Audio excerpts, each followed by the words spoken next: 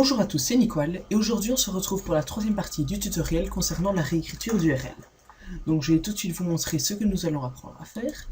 Donc ici j'ai mon dossier URL Rewriting et je vais rajouter animal, tiret, et puis je choisis un nom d'animal, par exemple ours, animal-ours, et ici il m'affiche animal ours.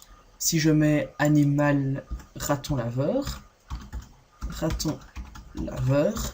je valide, j'ai raton laveur qui s'affiche. Je peux faire comme ça avec n'importe quel animal, chien, etc. Et il me l'affiche.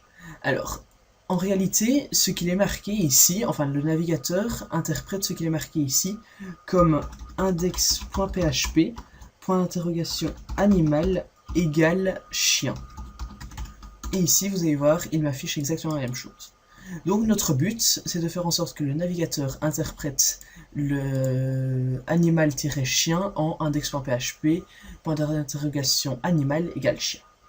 Donc, j'ai ici ma page index.php, je supprime le code PHP, et j'ai ici ma page .htaccess, je supprime mon code pour la réécriture du URL.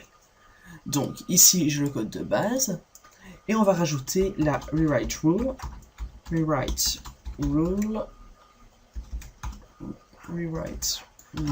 voilà.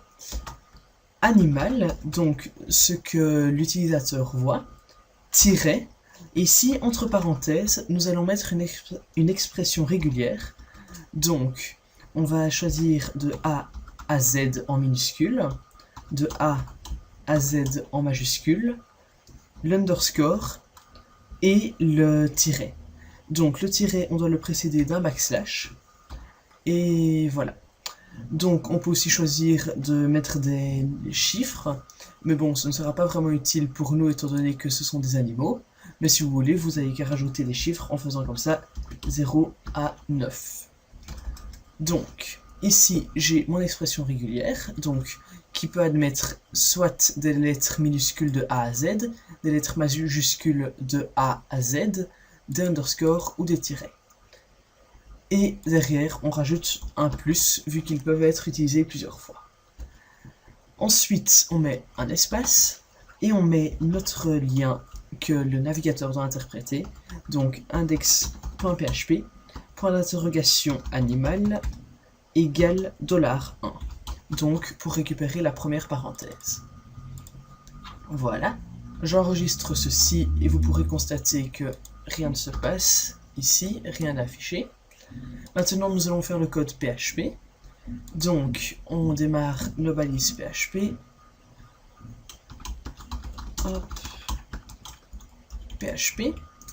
Ici, if set $_get animal.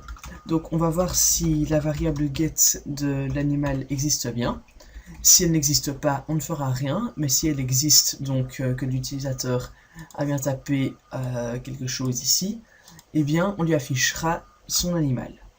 Donc voilà, et ici on écho animal avec une majuscule, animal 2 points.